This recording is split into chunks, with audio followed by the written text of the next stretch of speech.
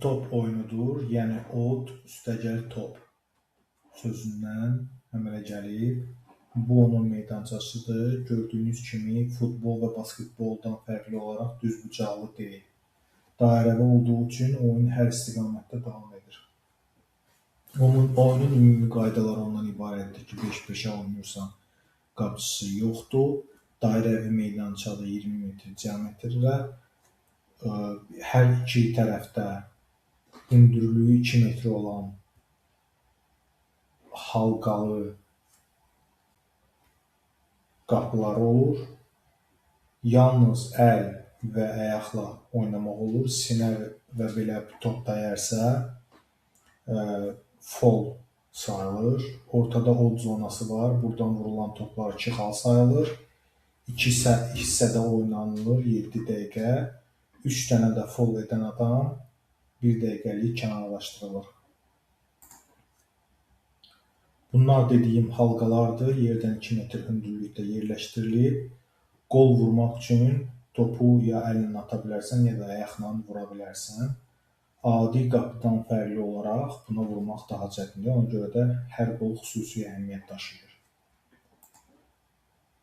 Mavi komanda meydançaya çıxır. 5 oyunçu var. Ən maraqlısı odur ki, qapıçı yoxdur. Hər kəs həm hücum edir, həm də müdafiə olunur. Heç kim bir mövqedə durmur. Çəhrayı komanda da hazırdır. Ümumi 10 oyunçu olur. Kiçik dairəvi meydança, 2 qapı və oyun çox sürətli keçir. Başlanğıc fiti A3 topu götürür. Yadda saxlayın ki, əllərinizlə ata bilərsiniz, ayaqlarınızla vura bilərsiniz, amma sinə və ya bellə toxunmaq olmaz. Bu fouldur. A3 topu oturur komanda yoldaşı A1-ə.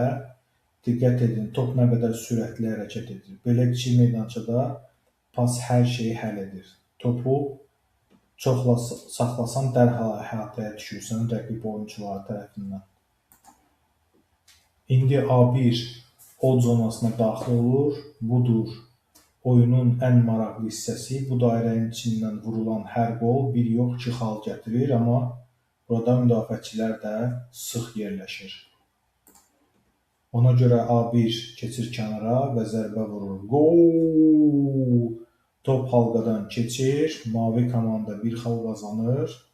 Bu od zonasının kənarda vurulan qol olduğu üçün 1 xal sayılır. Amma əsl həyəcan ondan ibarət olur ki, A1 od zonasının içindən vurur qolu və bu 2 xal sayılır. Məhz bu an od topun bütün digər idman növlərindən fərqləndirir. Burada B3 topa sinəsi ilə toxunur. Od topda dediyimiz kimi bu qadağandır. Yalnız əl və ayaqla oynamaq olar. 3 foul toplayan oyuncu 1 dəqiqəlik meydançadan kənarlaşdırılır.